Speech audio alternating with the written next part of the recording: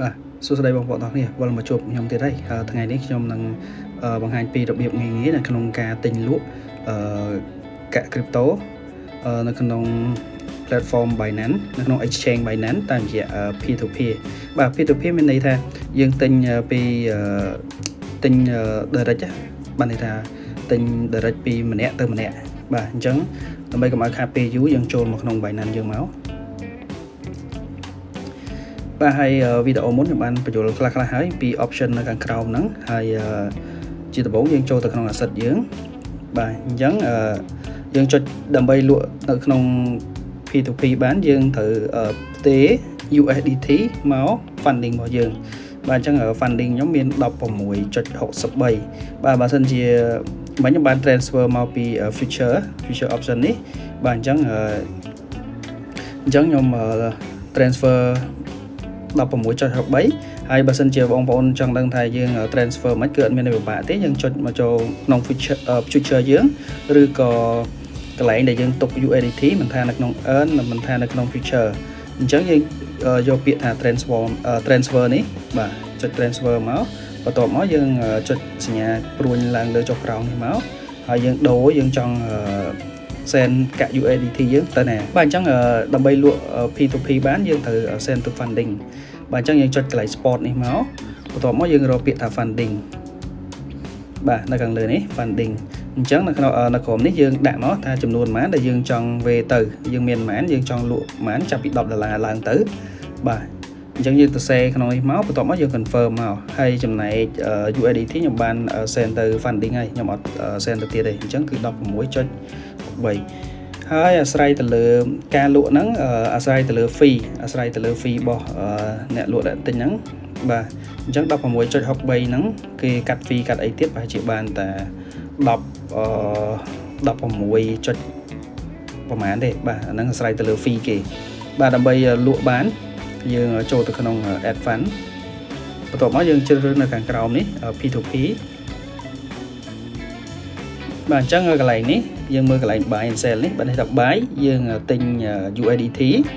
បាទយើងបាញ់លុយឲ្យគេប៉ុន្តែបើ sell ក្រហមនេះវិញគឺបានន័យថាយើងលក់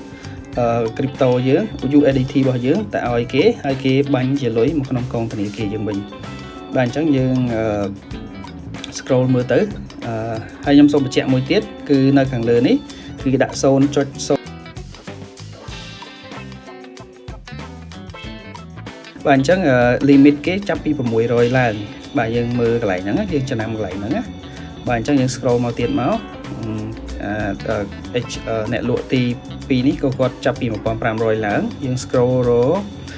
$10ជាងមកព្រោះយើងចង់លក់តែ$10ជាងទេ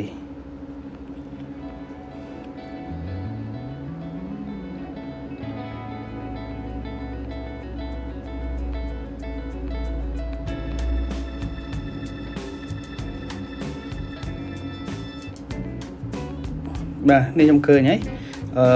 limit ចាប់ពី$10ដល់$1500អញ្ចឹង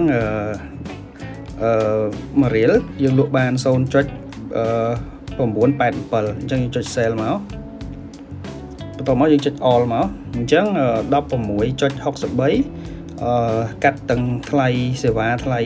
exchange ហ្នឹង exchange rate ហ្នឹងគឺខ្ញុំបាន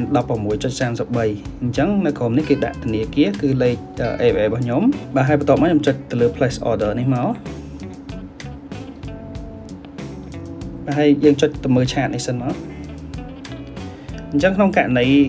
merchant នេះគឺគាត់ចង់ឲ្យយើងផ្ញើ QR ហើយសូមបញ្ជាក់មួយទៀត QR code យើងគឺ QR ដែលត្រូវជាមួយនឹង KYC នៅក្នុង exchange Binance គឺយើងយក QR អ្នកផ្សេងអត់កើតទេបាទអញ្ចឹងអានេះយើងបានបញ្ជូនសារទៅគាត់ហើយតែយើងចង់លក់ crypto ចំនួន$16ជាងហ្នឹងអញ្ចឹងគឺយើងចាំគាត់បន្តិចទៅគាត់នឹង respond យើងបន្តិចទៀតសម្រាប់បងប្អូនដែលគាត់ធ្វើការទិញលក់ដំបូងសូមកុំមានការព្រួយបារម្ភអីព្រោះថាការទិញលក់គឺកំណត់ទៅលើវិនាទីបើសិនជាដល់នាទីយើងគេអត់ pay ឲ្យយើងទេគឺ USDT យើងក៏អត់កាត់ដែរហើយនៅពេលដែលយើងទិញបើសិនជាយើងបាញ់លុយឲ្យគេហើយដល់នាទីក៏ exchange Binance ហ្នឹងគាត់ release កាក់ឲ្យយើង automatic ដែរគឺអត់មានបញ្ហាអីទេ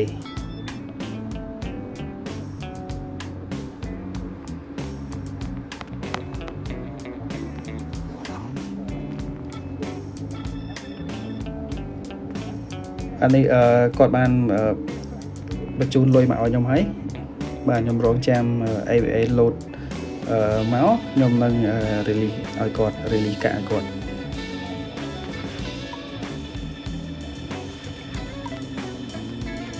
បាទមុនហ្នឹងដោយសារតែ record ទៅគឺ AVA អត់មាន load អីមកទេព្រោះ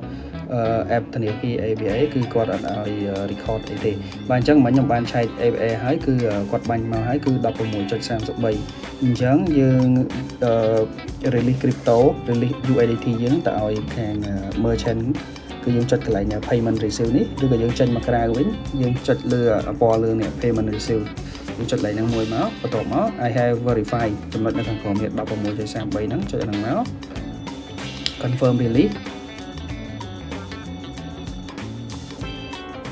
បាទនេះគឺយើងបាន release ទៅឲ្យ merchant ហើយបាទអញ្ចឹងការលក់ USDT ទៅធនាគារគឺមានតែប៉ុណ្្នឹងទេអរគុណច្រើនកុំភ្លេចជួយ subscribe វីដេអូខ្ញុំមួយផងអរគុណ